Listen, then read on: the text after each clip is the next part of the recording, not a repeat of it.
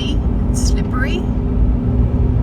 We've had rain, but there's some dark clouds up in the sky now, but we did have blue sky.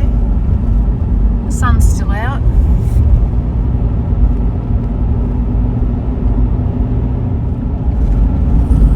The road's been very good so far. There have been no corrugations. There's been a couple of small potholes, but all in all it's been very good so far.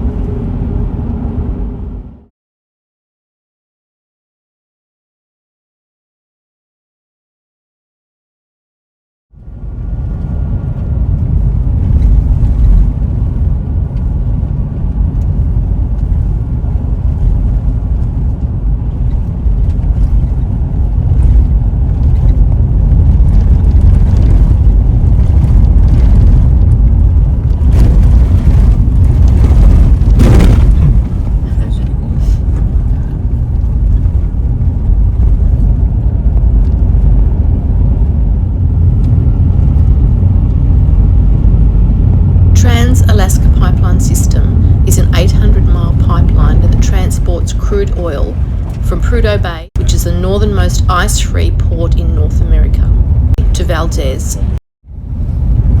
The pipeline is an engineering marvel that has moved 18 billion barrels of oil since its startup in 1977.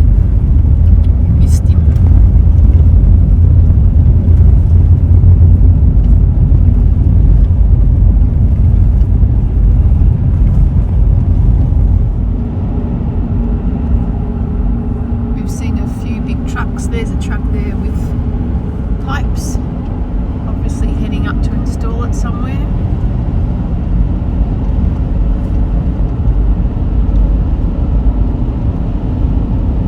There's still a fair bit of ice and snow around with those beautiful mountains over there.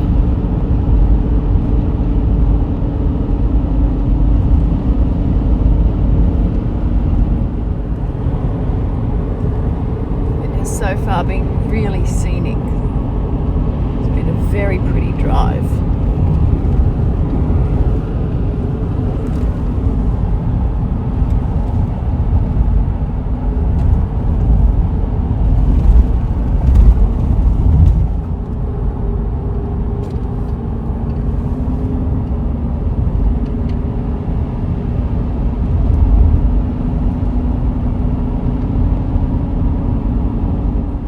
It's 55 degrees Fahrenheit. There's a lot over here.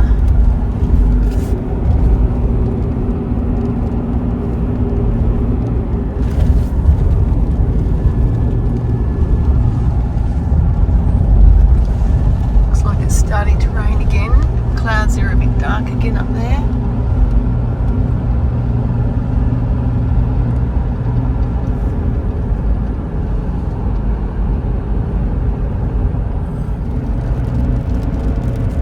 Wow, look at that.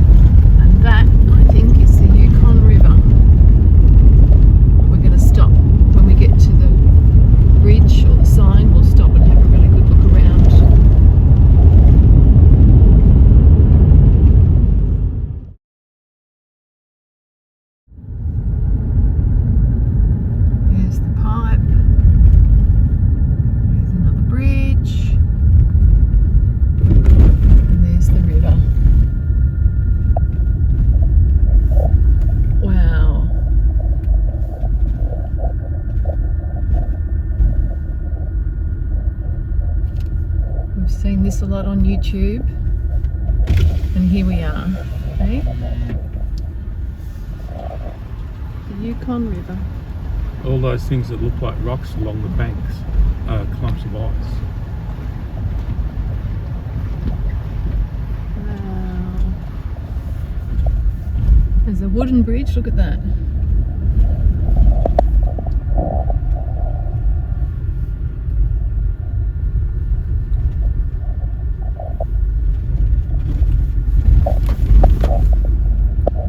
We have to pinch ourselves to remind us of where we are, huh?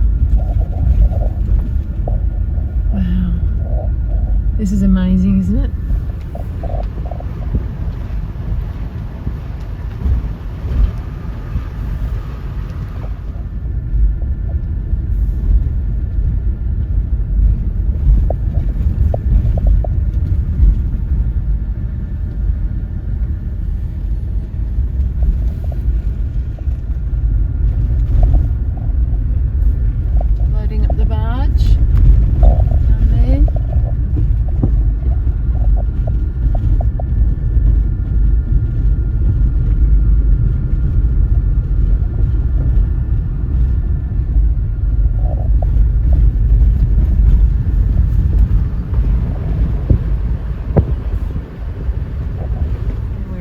Side.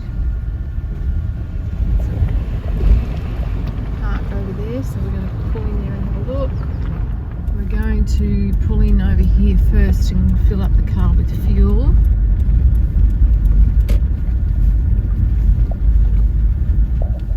We thought there would be a fuel station in Livengood, but there wasn't. We had planned to fill up there. We've still got plenty of fuel to get to where we need to go, but we'll top it up anyway, just to be safe. There's a fueling area over there. So the YouTube videos we saw that said Livengood had fuel, when we arrived there was none.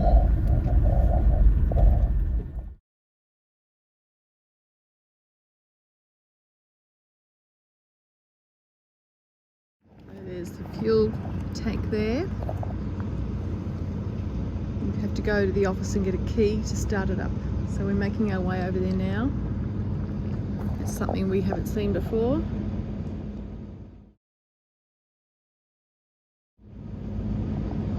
So there'd be a lot of them around here though. So the shop is over here. So we're making our way over there to get the key for the fuel. So what you do is you park your car and you walk to the little shop, the office. You leave your credit card there and they will give you the key for the fuel pump. And then obviously you fuel your car and you go and pay for it. Take a photo of the pump. Oh, you got to take a photo of the pump.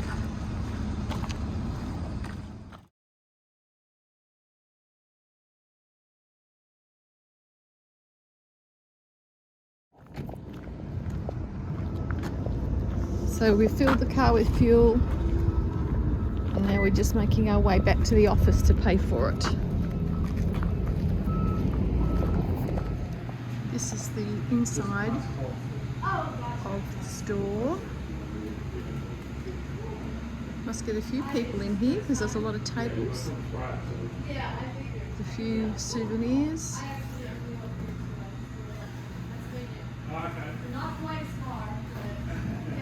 There's a map of where we are. So there's the Yukon River there. There's the Yukon River down the bottom. We're making our way up through past the Arctic Circle.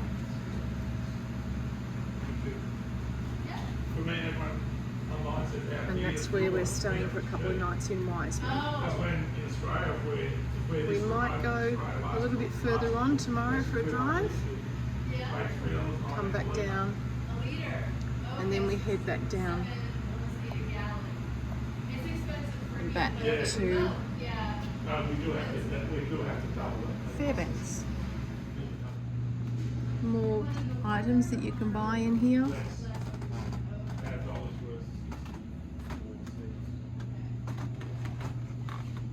It smells nice in here. T-shirts, teddy bears.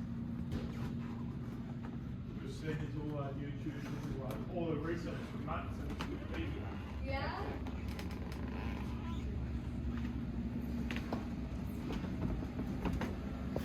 Do you want a coffee or anything?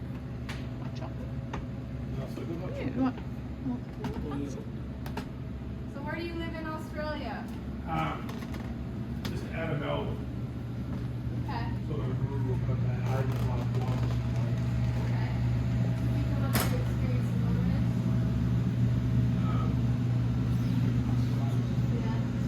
Yeah. I like to be as fun. This is called the Yukon River Camp. There's lots of information here.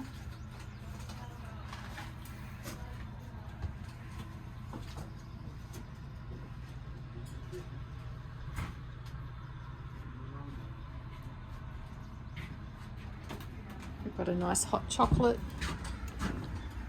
We're going to go down for a walk to the river.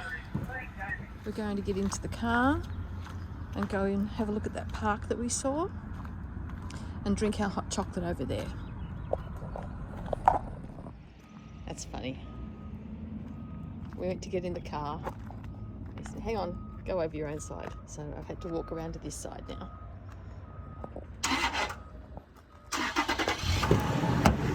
And I'm getting in the proper side now. Look at all the mud. That's what we've collected along the way. There's a bit of mud in there.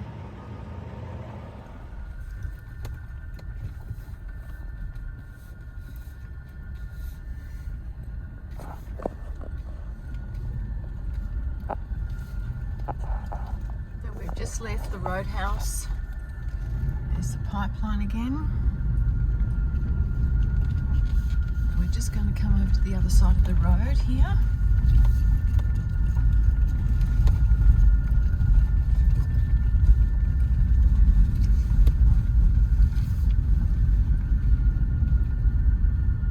We might be able to walk down to the river and have a better look.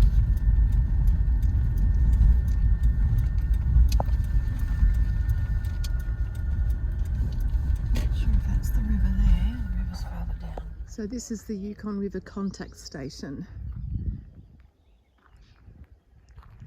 There's the pipeline. Not exactly sure what a contact station is. I'll have to Google it, I guess.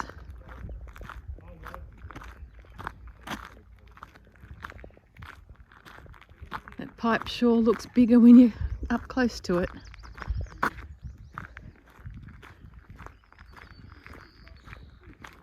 It's a nice little picnic area here. Some toilets, some ducks flying up above my hedge.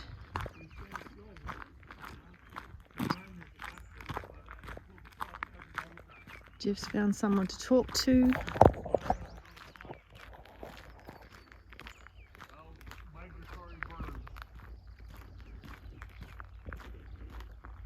There's a little information centre here.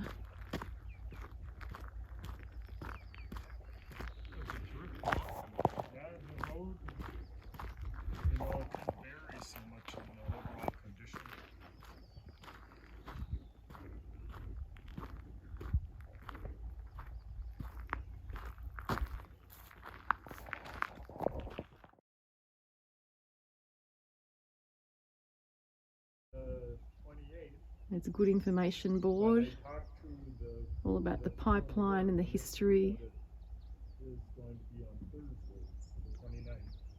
And this is the E.L. Patton Bridge.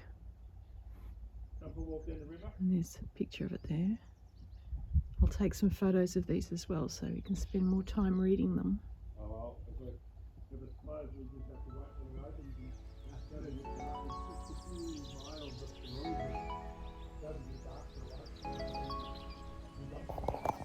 So that's the mighty Yukon River. The breakup of the ice typically occurs in mid-May, taking several days from the first cracking.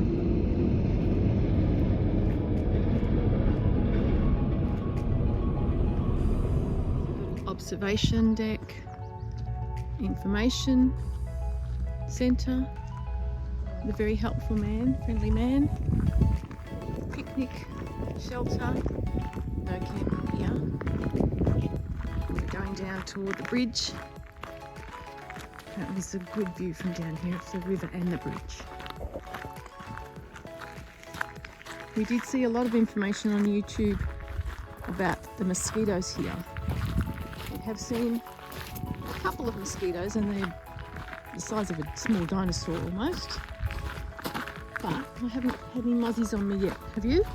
Just one, just bit my arm. Oh, did it? Okay. You can see a couple of bit of movement in the water down there. So there are obviously mozzies here, but not too bad yet. There's the E.L. Patton Bridge going across the Yukon River.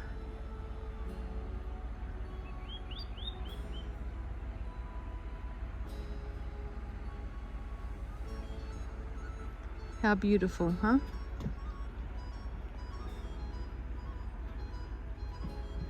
There's a little cabin over there. Let me see if I can zoom in and get it.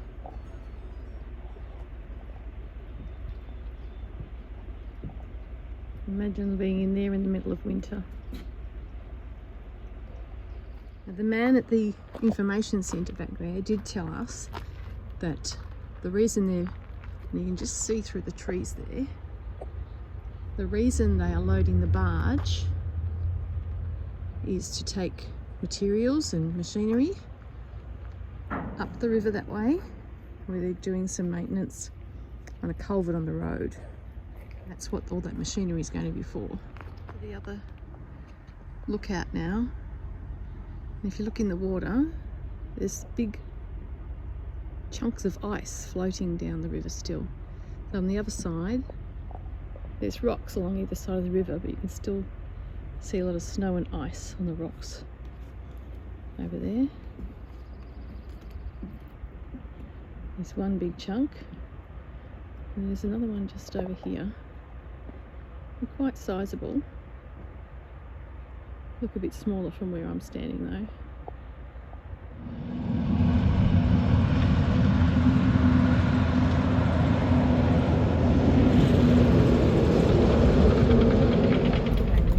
Onto the road now. A nice hot chocolate and a nice talk to the man at the information centre.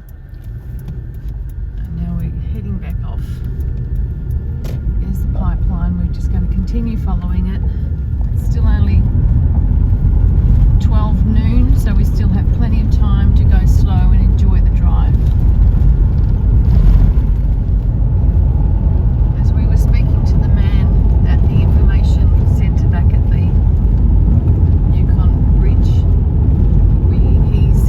that we probably still have another 4 hours to go to get to Coldfoot. He said that, and then he told us about a motorcycle rider that came through yesterday on his way back south, who did that 4-hour drive in 1 hour and 20 minutes.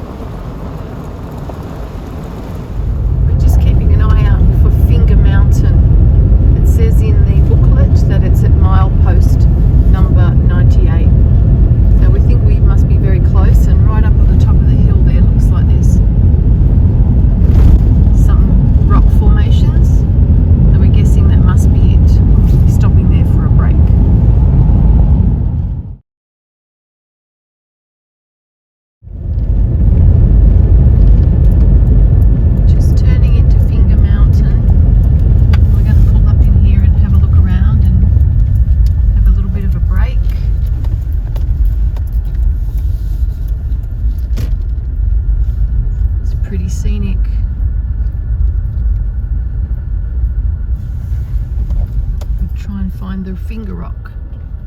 And you can walk to it and stand on top of it and have a look around. Let's see if we can find it. Okay, there's lots of rocks here. Lots of snow, but I think it might be quite hard. Lots of snow over there. If you look in the distance, I'm going to zoom in. Find the finger rock. There it is.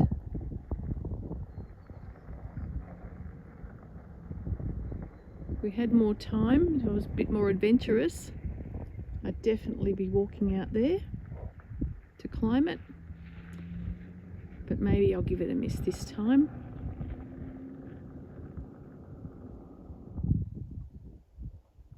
From Finger Rock, over in the distance there, this is the wayside stop. Pull in the big area, lots of space for cars. There's a toilet block over there, and there's another one there. There's our car. And have a look at that for a view.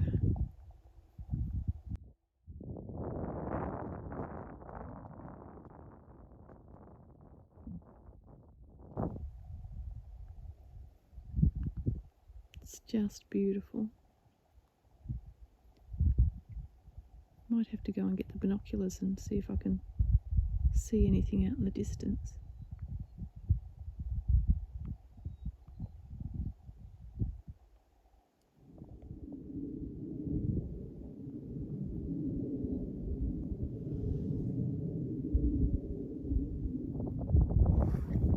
Okay, I'm determined to get to some snow, so this looks like it's the best path to take.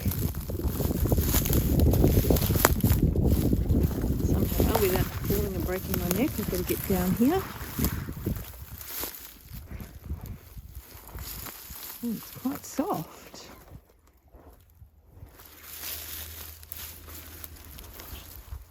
Wow, very soft. I thought it would be all compacted and hard. Oh, my foot just sinks into it. It's so soft. If you walked out there, you'd go straight through to the bottom.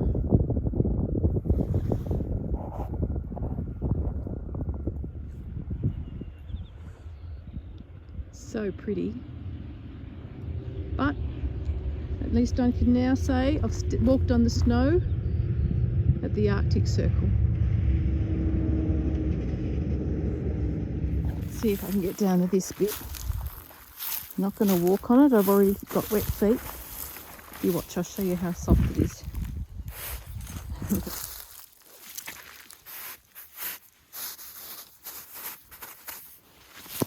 Pick some up, huh?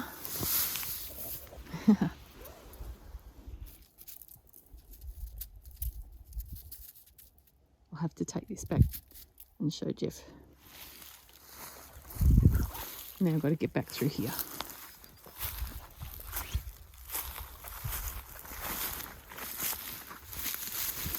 I feel like Brer Rabbit. I'm going to get frostbite on my fingers by the time I get back to the car, I think.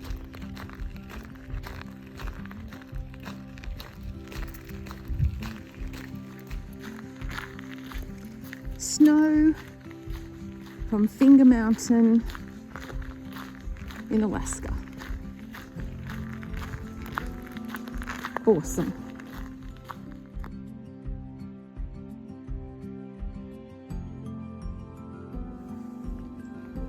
And as I walk back to the car, I see this. Would have been a lot easier to come down here and get snow, wouldn't it? Oh, that's pretty thick there. Finger Mountain snow.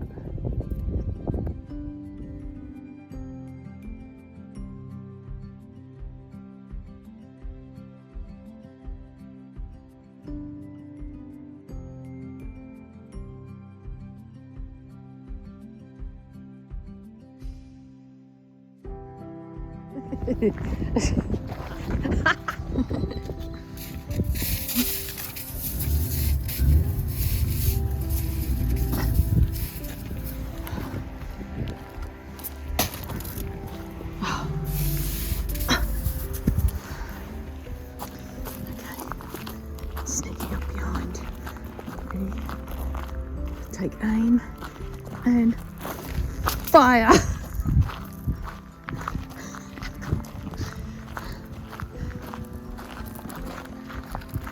I didn't get it very good though. I'll have to try again.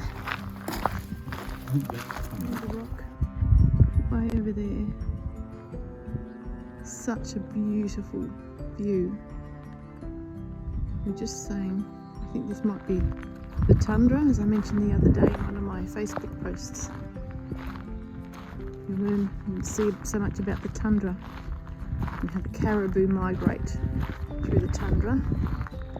It's too early for them at the moment to be here, but that's where they'll be very soon. How amazing is that? Okay, make your way up around the rocks.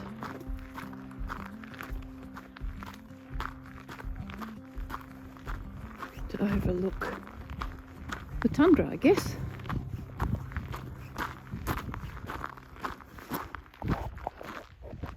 Okay, the rocks that jut from this landscape tell of a time 110 million years ago when magma oozed through the cracks in the bedrock. The magma cooled, it became hard granite. Water seeping through the new cracks in the bedrock froze, forming wedges of ice that fractured the weaker rocks surrounding the granite.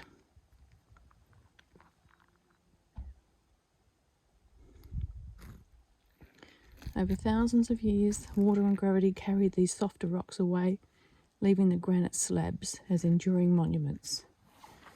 So these rocks are actually granite.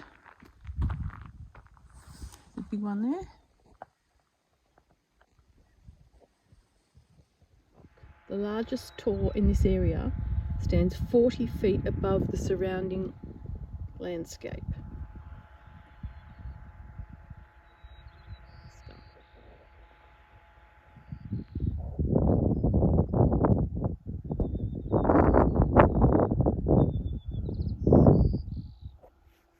Hello?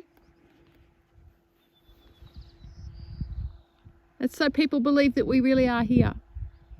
Okay? You have to wave again so we know you're not a dummy.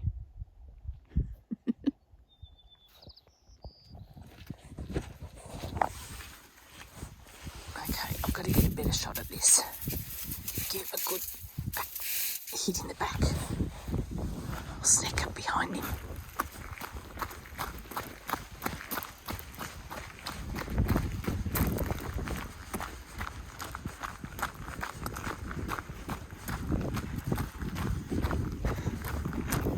Ready, aim, fire. Got him. I don't think I got it on video. I think I moved the camera.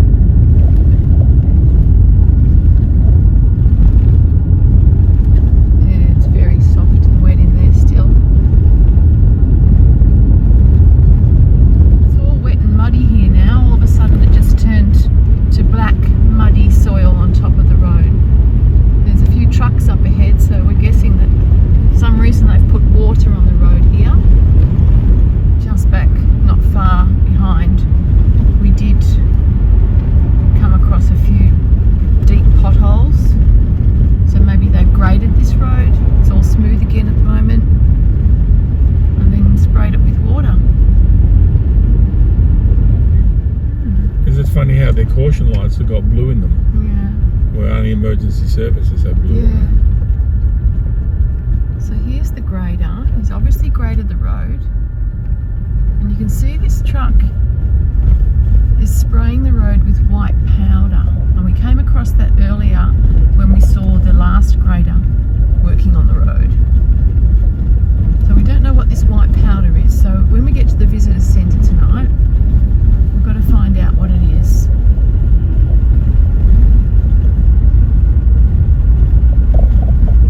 So the grader has graded the road, and the truck is spraying it with the white powder, and then the last grader we saw was grading it back into the road, into the soil, gravel. We'll find out.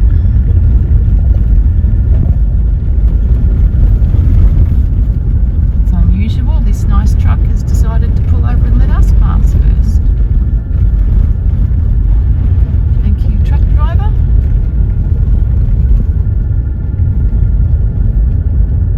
There. Is that the water tank?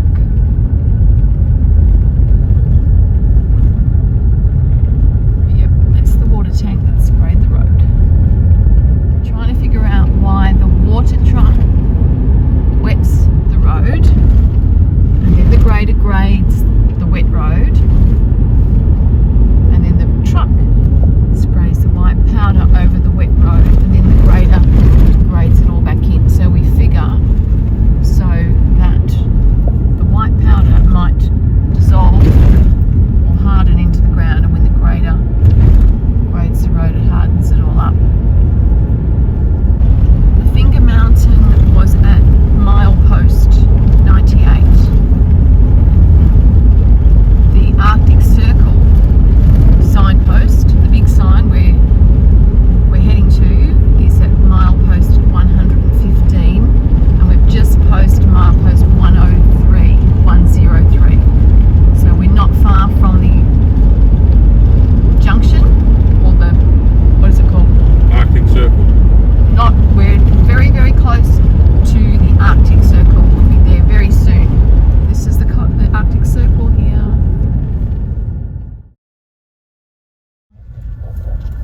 We are at the Arctic Circle. Oh, it's pretty exciting.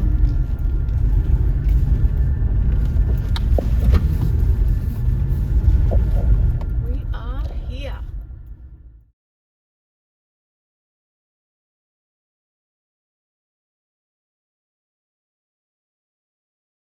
We're just going to go in here and have a look. There's a campground in behind here. Here, you reckon? Yeah, I guess so.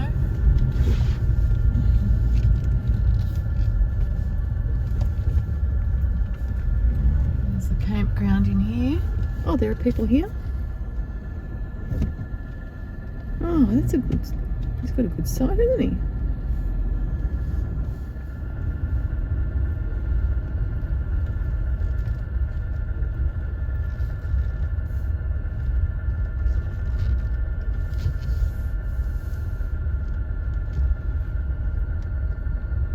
What a great camp spot.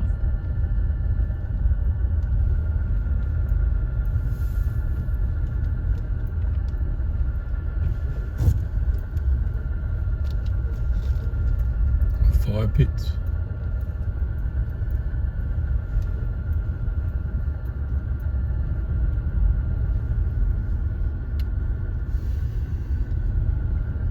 There's a fire pit, picnic table.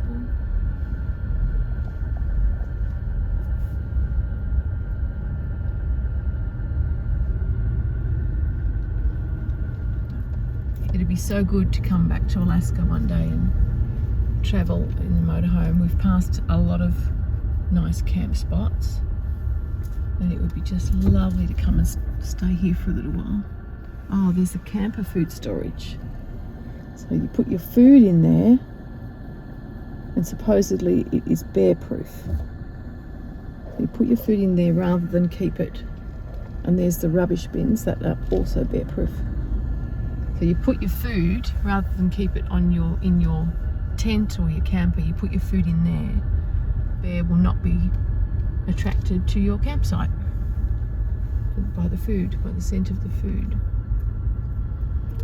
Camper again in there. He's got himself a great. He might be the caretaker because look, he's got a little shed there. That's a big site.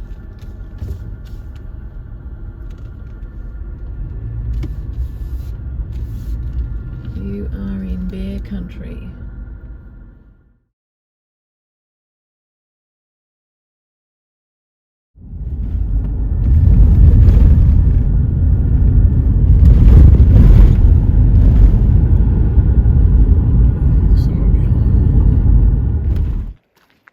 Here we are at Gobblers Knob, this place is called, which is just a lookout.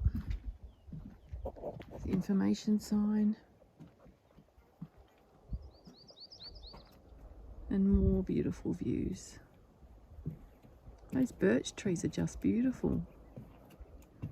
It's amazing there's all that snow just there. Yeah. And it's warm. Yeah. You couldn't put a jacket on, it'd be too warm. Yeah. We've got beautiful weather today. Apart from that little bit of rain that we had. But it's warm now. Beautiful blue skies. I just heard some animal. Did you hear it? Is it a bird or maybe a duck? Maybe a gobbler. It might be a gobbler.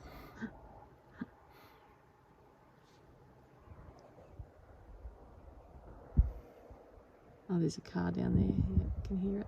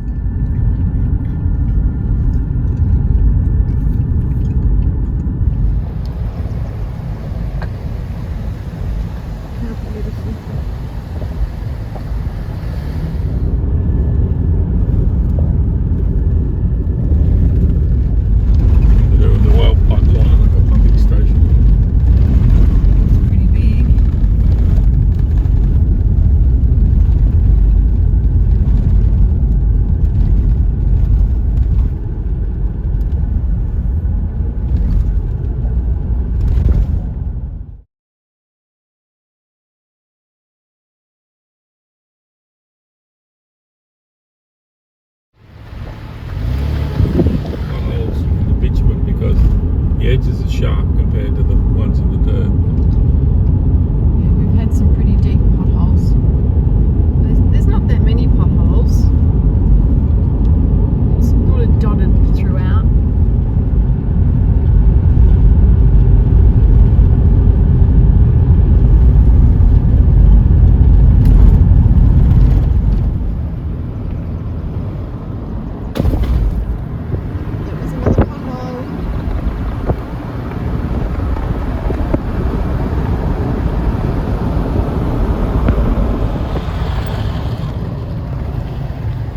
This is Jim River.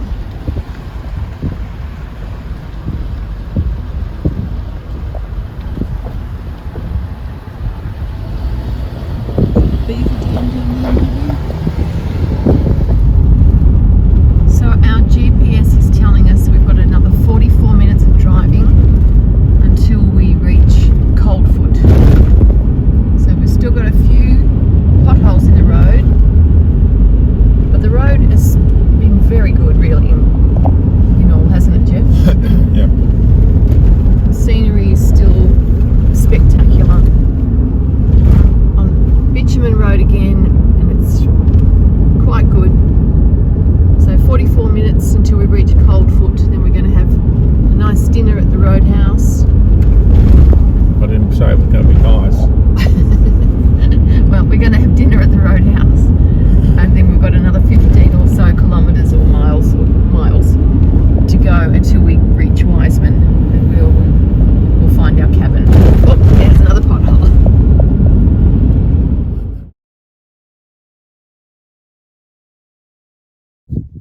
Okay, so this is where 2,000 to 3,000 years ago native hunters stopped to take in the view but they also camped on this overlook and watched for caribou and moose and prepared to hunt them. Archaeologists have been investigating this site since the 1970s, and they've discovered obsidian and chert microblades, well-made projectile points, crude bifaces and notched pebbles, and flakes of stone that indicate that stone tools were sharpened or repaired here in preparation for the hunt. You can hear bird life on the water down there. Wow.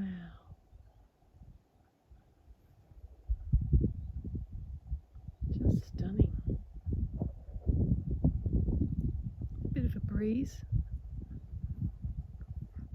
So there's a bit of a walking track there, but it's a bit too steep. You don't know what's down there, so I'm not going down there. But you can see enough from here to see just how beautiful this is.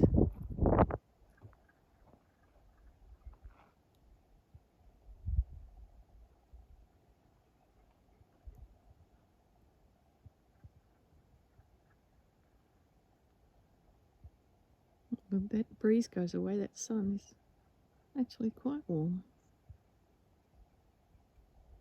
Isn't that just so spectacular? It's just beautiful.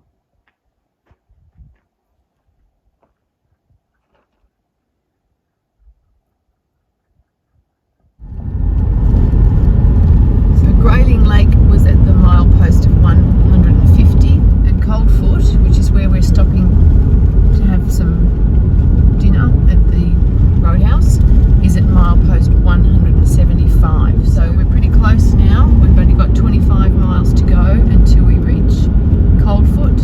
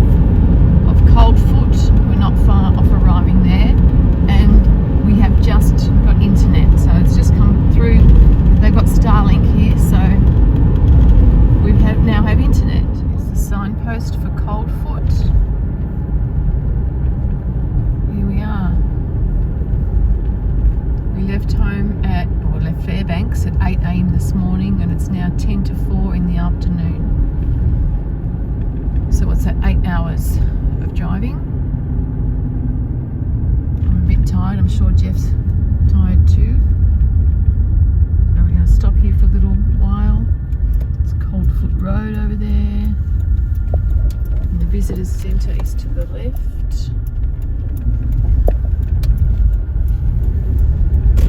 We've turned right. Oh, that looks like it might be the roadhouse or whatever it's called over there.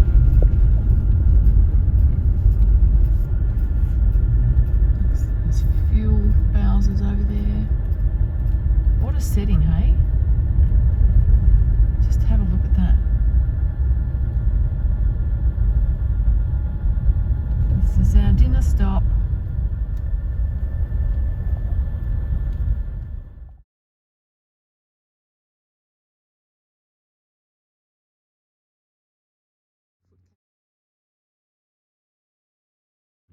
This is where we're having our dinner. You have to come and get the key for the petrol bowser first and fill up with fuel.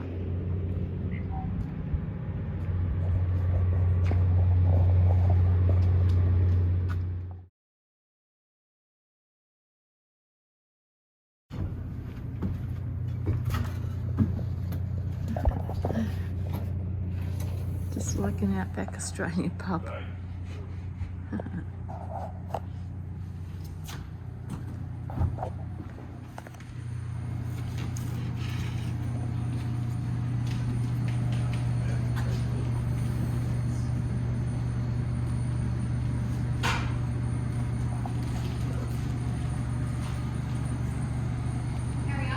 Before we get some fuel, cup 2. Okay. Thank you. You're good to go. Thank you.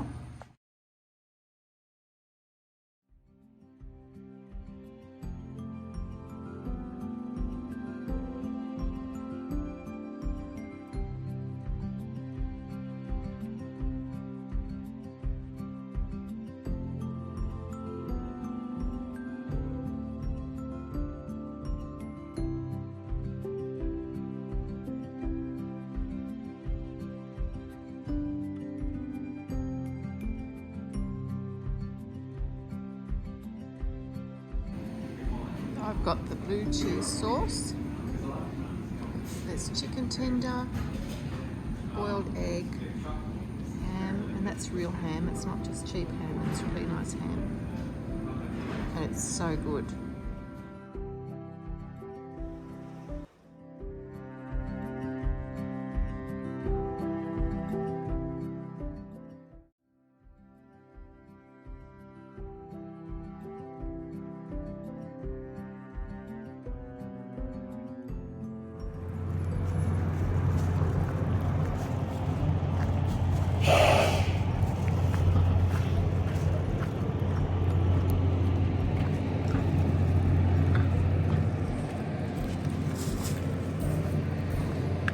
We are at the Coldfoot Hotel Roadhouse. And you're wearing your Mount Deer t-shirt. Well, another world apart, huh? A whole world apart. Really delicious meal. We weren't expecting it to be that good. I had what I would call a Caesar salad. It was called the chef's salad, and he had a half serve. Luckily, I didn't have the full serve because it was huge, and I couldn't even get through it all. It was really delicious, and Jeff had the burger, and he said it's probably up there with one of the best burgers he's had. It was just missing the beetroot. And now we are pulling into the visitor centre, where we are going to meet the lady that runs or manages the apartments that we're staying in tonight. She works here, and we're going to get all of the information we need from her.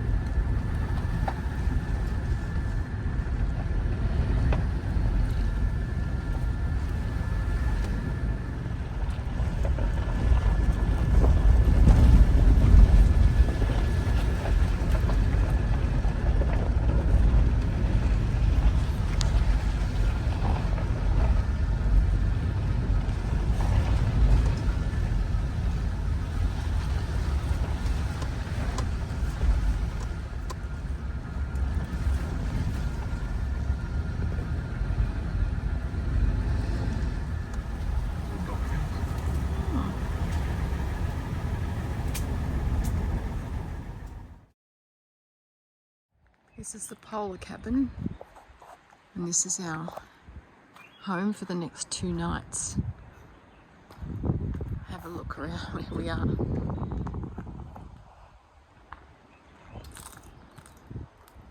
Obviously just cleared up a lot of snow from around the area. We'll sit there and melt. This is out in the middle of absolutely nowhere. Let's go and have a look inside.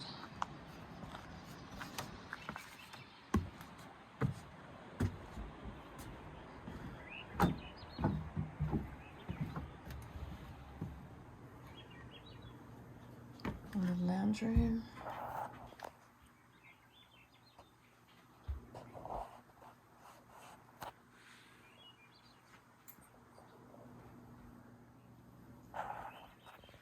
Little fridge, little kitchenette.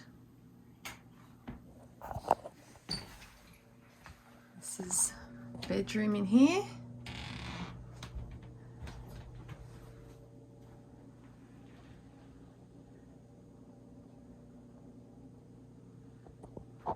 Bathroom in through here.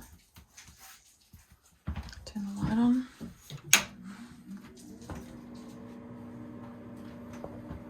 Shower.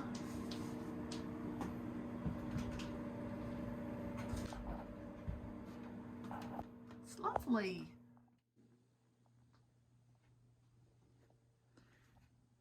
What have we got? A kettle.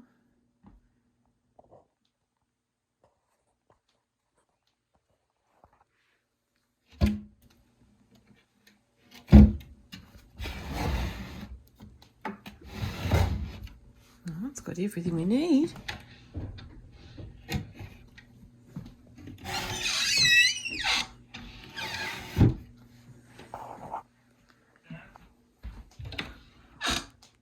Okay, looks like a loft bed up there. So I'm going to go up and have a look. Got to get up these stairs carefully.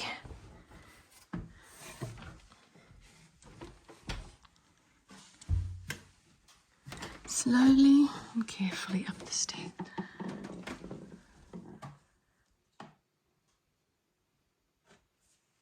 Oh, this is lovely. You're going to sleep here tonight, Jeffrey?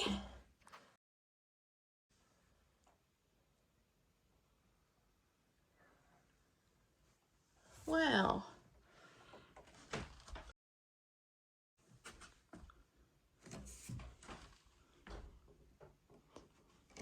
Beautiful. Hello down there. Hello? Hello. Gonna need my sleep mask with all these windows though, aren't I? Hey? Yeah. Earplugs for all the whinging on here. Yeah.